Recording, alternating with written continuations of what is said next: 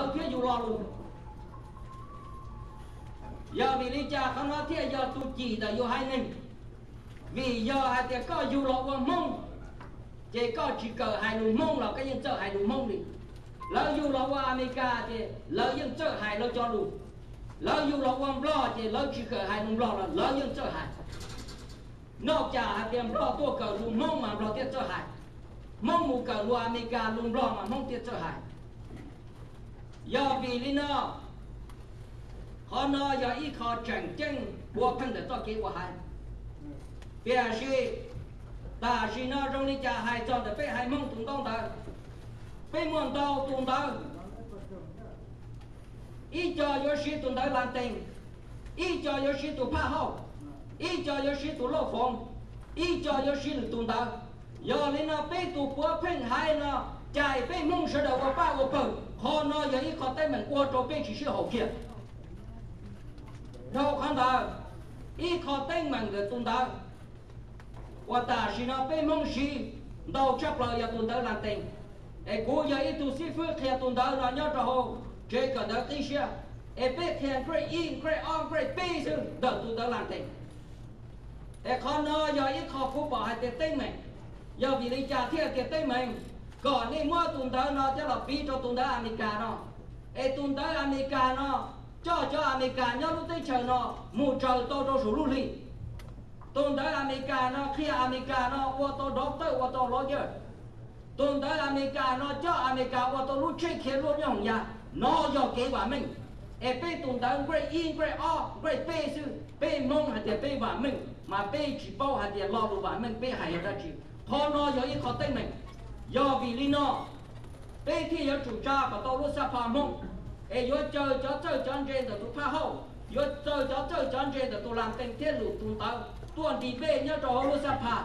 bây xua do tuần đầu tư do tụi ấy cho bây tụi tung xài mong chỉ nên nó cỡ có tô và doctor cỡ có tô lawyer tuần đầu mong từ do cho bây một trời tô cho số luôn đi sắp phá chết gì hả tiệt bây hai mong suy tụi nó bây do tụi nó là qua tụi chỉ là bây hai nừng họ nói vậy họ chẳng chênh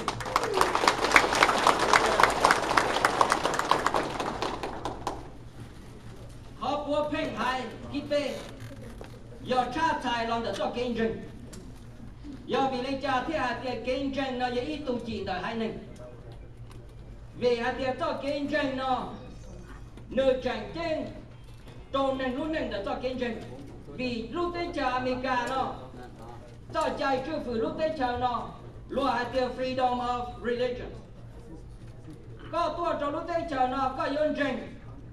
cho kinh doanh từ lọ tàu có yếu qua hậu sản yếu qua Hindu, yếu qua Islam nó họ đã có qua tàu. Bây giờ chỉ luôn cho thợ nền nhau lúc tới chờ nó, luôn tàu cho cái chỉ tới chờ chờ tu chỉ để luôn hai nền, mà luôn nhau cho đại diện quá đời luôn cái a nation under God, tung ca đời chia Islam tu, tung ca đời chia Buddha tu, bây giờ chỉ tung ca đời giờ Christianity tu, nó cho tu chỉ để hai nền, giờ li nó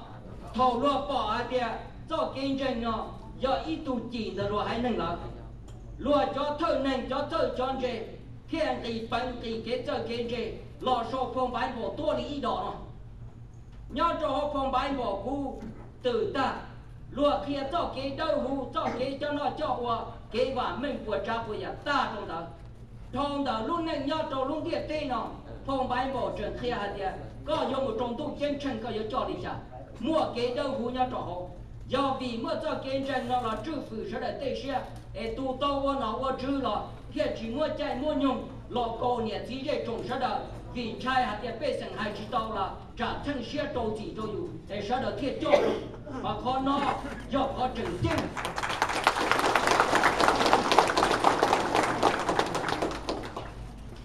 do vì lên nó cũng sẽ có để phò phong bái bộ